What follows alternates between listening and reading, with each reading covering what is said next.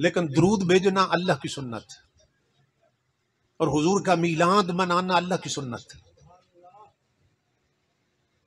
اب یہ عجیب بات ہے کہ جب محبوب پایا جائے نا پھر خوشی ہوتی ہے. پیاری چیز مل جائے تو خوشی ہوتی ہے. لیکن اگر پیاری چیز کسی کو دے دی جائے تو پھر جس کو دی اسے خوشی ہوتی ہے. جس نے دی اسے خوشی نہیں ہوتی، اس نے تو دے دی ہے، اس سے تو جدا ہو گئی. لیکن یہ عجیب بات ہے کہ اللہ رب العزت اپنا محبوب ہمیں عطا کر رہا ہے اور خود جھنڈے لگوا رہا ہے. اپنا حبیب ہمیں دے رہا ہے اور خود چراغاں کروا رہا ہے. اپنا محبوب ہمیں دے رہا ہے اور اللہ رب العزت خود جلوس نکلوا رہا ہے. حالانکہ مزاج محبت یہ ہے کہ محبوب پا کے خوشی منائی جاتی ہے، دے کے خوشی نہیں منائی جاتی. ایک مثال دے رہا ہوں. بیٹیاں لخت جگر ہوتی ہیں، آنکھوں کا نور ہوتی ہیں. تو جب کسی کی بیٹی رخصت ہوتی ہے تو جن سے جدا ہو رہی ہے وہ رو رہے ہوتے ہیں، اور جو پا رہے ہیں نا، جنہوں نے اپنے گھر کی عزت بنا لیا، جس نے زندگی کا ساتھی بنا لیا، وہ خوش ہو رہے ہوتے ہیں. تو محبوب پا کے خوشی منائی جاتی ہے، دے کر نہیں منائی جاتی. تو یہ عجیب بات ہے کہ اللہ اپنا حبیب ہمیں دے کر خود جھنڈے لگوا رہا ہے. اپنا حبیب ہمیں دے کر خود چراغاں کروا رہا ہے. اپنا محبوب ہمیں عطا کر کے خود جلوس نکلوا رہا ہے. تو یہ کیا ہے؟ اللہ رب العزت بتا رہا ہے کہ نادان، تیرے دینے اور میرے دینے میں فرق ہے.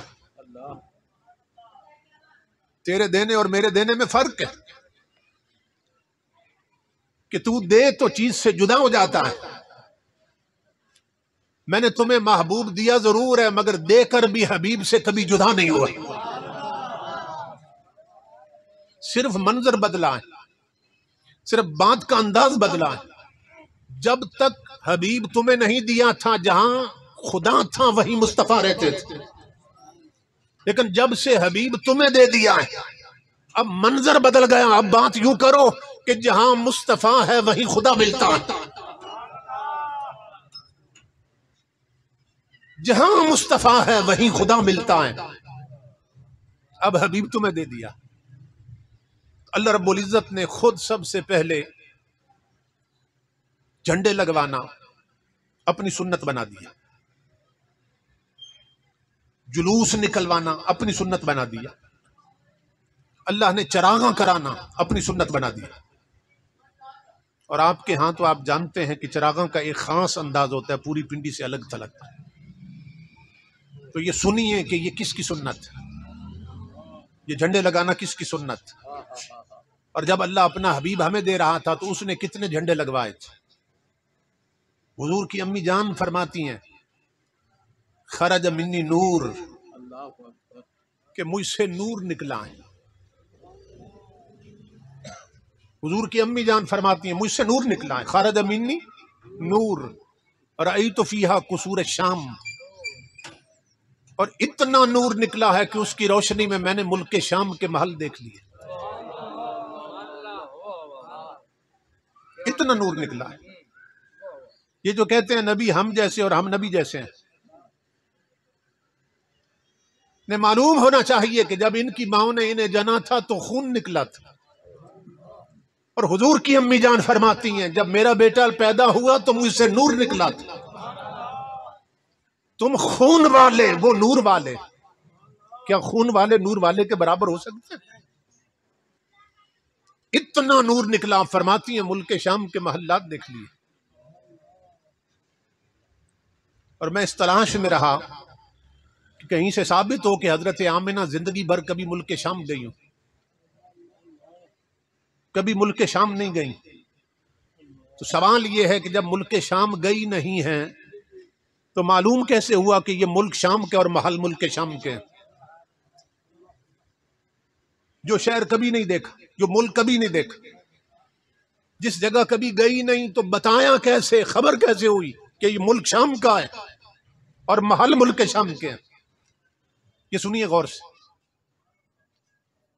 امام الانبیاء کے غلاموں، یہ بلبوں کی روشنی ہے. اس روشنی میں آپ کتنے دور تک دیکھ سکتے ہیں؟ پھر سورج کی روشنی اس سے زیادہ ہے، تو سورج کی روشنی میں آپ کتنے دور تک دیکھ سکتے ہیں؟ چھت پہ کھڑے ہوں تو بہت دور تک دیکھ سکتے ہیں. اونچی جگہ پہ کھڑے ہوں، کسی پہاڑی پہ کھڑے ہوں تو بہت دور تک دیکھ سکتے ہیں کہ کچھ لوگ آ رہے ہیں. لیکن ایمان سے بتائیں کہ یہ بھی نور ہے اور سورج بھی نور ہے. اس نور کی روشنی میں جتنے دور تک دیکھ سکتے ہیں، کیا اتنے دور تک پہچان بھی سکتے ہیں؟ اب اس نور کی روشنی میں یہ جو اس وقت چراغ جل رہے ہیں، بلب جل رہے ہیں، بہت سے لوگ میرے سامنے ہیں مگر میں دیکھ رہا ہوں، پہچان نہیں رہا ہوں.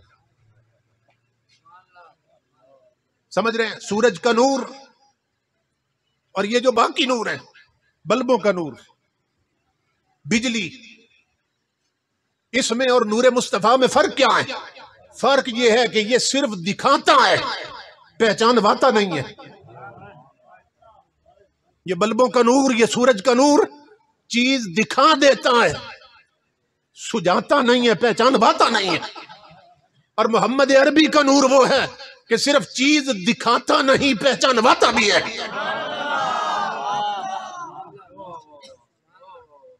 حضرت آمنہ فرما رہی ہیں میں نے محمد عربی کے نور کی روشنی میں دیکھا ہے ملک شام کے محل. کیونکہ محمد عربی کا نور یہ صرف بصیرت کو نہیں، بصارت کو بھی بڑھا دیتا ہے. بصارت کو نہیں، بصیرت کو بھی بڑھا دیتا ہے. یہ صرف چیز دکھاتا نہیں، سجاتا بھی ہے کہ یہ کیا ہے. امام الانبیاء کے غلاموں، یہ نور جس کو ملا، غوث اعظم کو ملا تھا نا. اب فرماتے ہیں نظرت الی بلاد اللہ جمعا کخردلۃ علی حکم اتصالی. میں اللہ رب العزت کے تمام جہان کو، جہانوں کو، کائنات کو، غوث اعظم فرماتے ہیں اس طرح دیکھ رہا ہوں جس طرح ہتھیلی پہ رائی کا دانہ ہوتا ہے.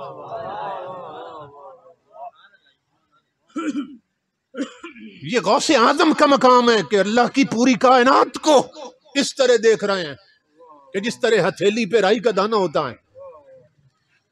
تو جب غوث اعظم کا مقام یہ ہے تو رسول اعظم کا مقام کیا ہوگا؟